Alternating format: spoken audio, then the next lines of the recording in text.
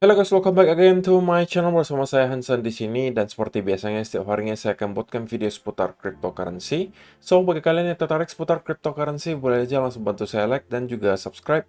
Jangan lupa juga untuk hidupkan lonceng notifikasinya supaya kalian nggak ketinggalan update terbaru seputar cryptocurrency. Oke, pada hari ini guys kembali kita akan bahas seputaran Bitcoin dan seperti biasa kita bakal mulai dari CoinMarketCap terlebih dahulu. Per hari ini secara global market cap crypto berada di angka 1,06 triliun dolar atau naik sekitar 0,09%.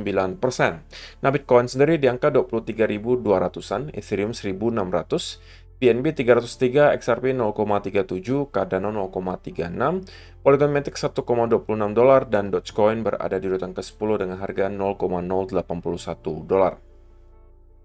So, per hari ini kita melihat market dalam keadaan yang mix, bahkan ada yang hijau, ada juga yang merah, walaupun kenaikan dan penurunannya itu nggak terlalu signifikan guys, hanya kurang lebih 0,sekian% hingga kurang lebih 1%. Menunjukkan bahwa dalam 24 jam terakhir kita melihat market dalam volume yang cukup kecil. So, itu adalah outlook sementara dari beberapa top coin yang ada. Sekarang kita masuk dulu ke beberapa berita dan data terbaru hari ini. Nah, karena kita sudah berada di hari Minggu lagi guys, kita bakalan cek kira-kira untuk 7 hari ke depan ada event ekonomi penting apa yang perlu kita waspadai guys. Dan setelah saya screening sekilas tadi, sebenarnya menurut saya untuk minggu depan, tidak banyak data ekonomi yang akan membawa dampak signifikan terhadap harga di market. Selain mungkin ada beberapa yang perlu kita waspadai saja. Yang pertama itu nanti tanggal 1 Maret 2023 kita akan melihat data ISM Manufacturing PMI dari Amerika Serikat itu di pukul 22 malam hari itu ya, atau jam 10 malam tanggal berapa nih guys? 1 Maret. Setelah itu juga di keesokan harinya ada core inflation rate dari area euro, kemudian juga ada continuing jobless claim dan initial jobless claim dari Amerika Serikat di tanggal 2 Maret pukul 20.30 waktu Indonesia Barat. Dan sisanya juga adalah ISM Non-Manufacturing PMI. Dan selain itu tidak ada lagi guys. So, secara overall kalau kita melihat data di sini, harusnya tidak akan ada event yang akan membawa volatilitas yang terlalu gila di market. Ya, walaupun bukan berarti kita nggak akan lihat volatilitas ya guys. Tapi kita nggak bisa harapkan itu mungkin datang dari data ekonomi. Gitu ya. Jadi, itu adalah yang pertama. Kemudian yang kedua, ini ada sebuah tweet yang menurut saya mungkin sering teman-teman baca lah yang at least kurang lebih mirip gitu. Tapi kebanyakan itu mungkin masih merasa ini adalah hal yang sepele. Tapi ini menurut saya adalah yang perlu kalian camkan di benak kalian selama berada di bear market.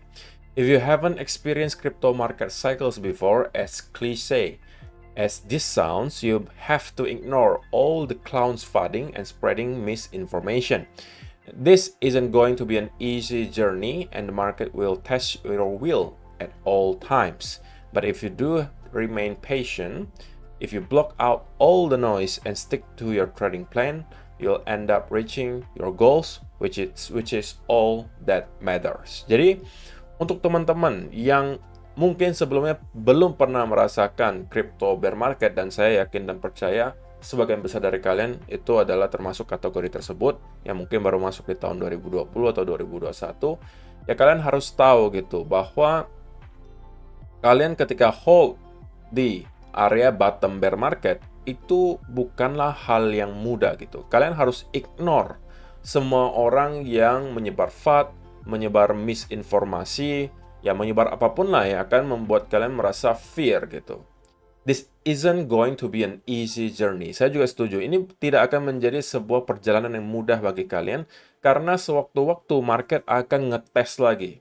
Oke, akan ngetes lagi mental kalian kuat apa enggak nih gitu.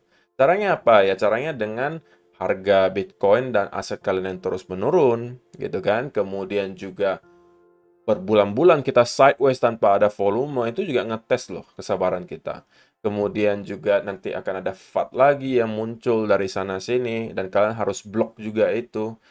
Dan itu bukan perjalanan mudah gitu. Jadi sekali lagi, kalau misalnya nanti teman-teman sudah berhasil melakukan semua hal tersebut dan stick to your planning, oke, dan atau kalian stay di perencanaan kalian, dan kalian bisa hold sampai all-time high yang baru, kalian patut diapresiasi. Karena kalian itu bukan menghasilkan karena keberuntungan, tapi atas dasar sabar dan disiplin. Jadi makanya kalau ada orang yang mengatakan, wah kamu mah hoki beli di harga murah kemarin. Nah, kasih tahu yang ini guys. Bahwa hold dari bottom bear market sampai ke all time high baru itu bukan hal yang mudah. Karena pada saat itu justru orang-orang lagi semuanya pada ketakutan untuk masuk ke market. Tapi kalian mampu mengambil resiko untuk masuk ke market. Karena mungkin kalian merasa, oke ini harganya sudah termasuk murah. 4-5 tahun dari sini harusnya harganya tidak akan lagi berada di sini, dan itu bagi saya sudah cukup gitu. Jadi saya stick to the plan, buying low, selling high. Oke, dan tidak semua orang bisa melakukan hal tersebut. Dan saya yakin dari viewer saya pun pasti ada beberapa yang bakalan ke depannya atau dalam waktu beberapa bulan lagi itu bisa aja panic selling gitu. Kalau ternyata misalnya kita berada menuju ke lower low baru lagi, atau mungkin kita chopping sideways selama berbulan-bulan di sini, mungkin akan ada yang kehilangan kesabaran. Dan pasti ada gitu, tapi mudah-mudahan gitu ya, mudah-mudahan kebanyakan dari kalian yang menjadi viewer saya itu bisa panen bareng saya nanti di all time high yang baru. Karena itu adalah tujuan kita sekarang membeli di area bottom bear market guys. Dan ini tidak akan menjadi perjalanan yang mudah, saya tahu, tapi kalau misalnya kalian stick to the plan, dan kalian sabar disiplin, harusnya kalian bisa. Oke, jadi itu adalah quotes of the day. So, sebelum kita masuk ke chart guys, saya pengen ucapkan selamat sekali lagi untuk teman-teman yang mungkin sudah menonton video saya membahas setup beberapa hari belakangan yang saya bagikan juga peluang-peluang cuan. Pertama, Aussie New Zealand. Teman-teman harusnya sudah mendapatkan profit yang lumayan banget. Kita sell dari area kurang lebih di sekitaran sini. Oke, ini adalah satu pair yang kita sudah hasilkan cuan.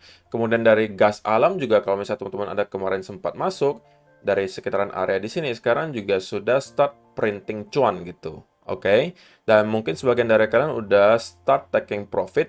Target pertamanya sebenarnya ada di sekitaran 2,65 di sini guys. Oke, kalau ini mampu kita break, nextnya itu di sekitaran area $3. Oke, jadi ini juga harusnya kalian sudah berada dalam keadaan profit, atau sebagian termasuk saya itu sudah melakukan take profit juga, tapi belum semua gitu ya. Tapi kalau misalnya teman-teman yang masih ada hold atau udah beli dari sini dan merasa profitnya sudah cukup, ya silakan gitu ya. Kemudian saya juga udah sempat bahas beberapa kali, bukan beberapa kali ya, tapi ada membagikan beberapa setup baru juga yang mungkin bisa teman-teman jadikan watchlist untuk minggu depan untuk menghasilkan cuan. Pertama adalah GBP JPY, penjelasannya sudah ada detail di video terakhir saya bahas tentang peluang baru. Kemudian mungkin besok atau lusa saya juga akan bahas detail beberapa peluang baru yang lagi saya temukan, dan saya juga akan ambil posisi di pair tersebut. So kalau teman-teman yang belum punya akun Mitrade, kemungkinan nggak akan bisa manfaatkan setup yang saya bagikan di sini. Jadi silakan kalau misalnya teman-teman mau, bisa daftar dulu ke Mitrade dengan link yang sudah ada di kolom description box di bawah. Deposit mereka cuma minimal $50 doang kok guys. Saya tahu banyak yang registrasi tapi kemudian tidak deposit gitu. Teman-teman deposit minimal $50, karena kenapa? Kebetulan di Mitrade itu lagi ada event juga, di mana teman-teman kalau registrasi dengan link saya, deposit minimal $50, dan kemudian transaksi satu kali saja, oke, trade satu kali, itu kalian sudah dapat bonus sebesar 225.000. Oke, Rp225.000 langsung untuk kalian. Kalau kalian aktif transaksi dan melampaui volume trading tertentu, kalian bisa menghasilkan hingga Rp750.000. So, itu event yang sangat terbatas. Kalau misalnya teman-teman mau, langsung aja klik link yang ada di kolom description box di bawah untuk mendaftar. Kemudian deposit minimal $50, dan kalian bisa manfaatkan setup di semua aset kelas. Kalau kalian aware, saya tuh bagikan nggak hanya di forex guys, tapi kadang-kadang di komoditas, kadang-kadang di saham, kadang-kadang juga di indeks. Jadi kalau misalnya kalian nggak punya broker yang bisa memanfaatkan dari semua aset kelas, itu ya kalian nggak bisa ikutin gitu ya. Jadi langsung aja guys, kalau misalnya tertarik, klik link yang ada di kolom description box di bawah untuk mendaftar, dan kemudian deposit minimal $50. So, itu adalah beberapa data dan berita hari ini yang pengen saya sampaikan untuk kalian guys. Sekarang kita masuk ke chartnya Bitcoin, dan saya pengen mulai dari 4-hour chart terlebih dahulu. Nah, setelah kemarin kita sudah berhasil untuk breakdown guys dari area channelnya, dan kita terus-menerus mendapatkan koreksi ke sini. Tetapi memang kalau teman-teman zoom in ke time frame kecil, koreksi yang kita lihat itu terlihat tidak terlalu impulsif di sini. Oke. Dan pada akhirnya kita breakout, dan sekarang sepertinya kita pengen untuk nge-retest kembali area resistansinya di 23.600-an, oke? Atau minimal-minimalnya lah guys, minimalnya kita akan nyampe ke sekitaran 23.300 bagi saya untuk short term ya guys, oke? Jadi untuk sementara dari segi price actionnya untuk hari Minggu ini saya rasa bisa sedikit ke arah bullish gitu ya. Kalau misalnya teman-teman lihat juga tadi di time frame 15 minute kita juga membentuk adanya 15 minute bullish flag, dan itu juga adalah pertanda baik gitu ya, bahwa short term kemungkinan kita akan mengalami kenaikan lagi. Sekali lagi target minimal menurut saya ada sekitaran 23.300. Kalau ini mampu kita break gitu ya, kita kemungkinan akan kembali nge-retest ke sekitaran area 23.500 sampai 600, dan dari area sana kita harus hati-hati guys, karena harusnya kali ini kita tidak lagi menjadikan area ini sebagai support. Sebelumnya itu support kan. Karena sudah kita break, maka kali ini kita akan flip menjadi area resistance. Kalau ternyata nanti ada trend line yang tercipta di sini, ini justru bisa dimanfaatkan untuk short dan menargetkan ke sekitaran area 22.000 di sini. Oke, jadi itu untuk short termnya guys. Kalau untuk mid term, saya rasa teman-teman semua juga udah tahu outlook saya seperti apa. Saya masih tetap akan bullish gitu ya, dicatat guys. Saya masih tetap akan prefer ke arah bullish selama kita bertahan di atas area 18.500. Oke. Skenario paling idealnya adalah sekali lagi kalau kita kemudian berhenti koreksi dari lower trend line-nya dan start lagi rally ke atas. Oke. Skenario yang tidak idealnya adalah kalau kita breakdown, konsolidasi, dan start untuk koreksi lagi lebih dalam. Tapi dari sini kita baru akan start untuk flipping lagi ke atas. Kenapa saya masih bisa mengatakan saya akan bullish selama kita bertahan di atas 18.500? Karena selama kita bertahan di atas area itu, kita juga berpotensi membentuk inverse head and shoulder di sini guys. Oke, dan bisa aja ini untuk membuat sebagian orang juga panic selling gitu. Karena kalau misalnya hal ini yang terjadi, bisa aja orang merasa, wah kita akan ke lower low baru lagi gitu kan, kita akan masuk ke fase kapitulasi dan lain sebagainya. Semua orang jualan, diserok oleh pause, dan kemudian kita kembali naik ke atas. Ya walaupun tidak ada garansi bahwa hal tersebut terjadi, tapi bisa saja itu yang akan kita lihat nanti. Baru akan terinvalidasi bagi saya senario bullishnya adalah kalau kita sudah closing di bawah area ini. Kalau ini terjadi, saya rasa chance-nya cukup besar bahwa kita akan kembali membentuk lower low baru. Oke. Tapi untuk sementara itu masih terlihat cukup jauh untuk kita bahas. Jadi sekali lagi mudah-mudahan senario idealnya yang kita bisa lihat ya guys, bahwa kita akan mendapatkan retest lagi ke area lower trend line-nya, dan dari sini kita bisa start melihat para bulls kembali masuk dan mendorong harga untuk kembali ke atas. Oke. Jadi itu saja sih yang perlu saya sampaikan untuk video hari ini guys.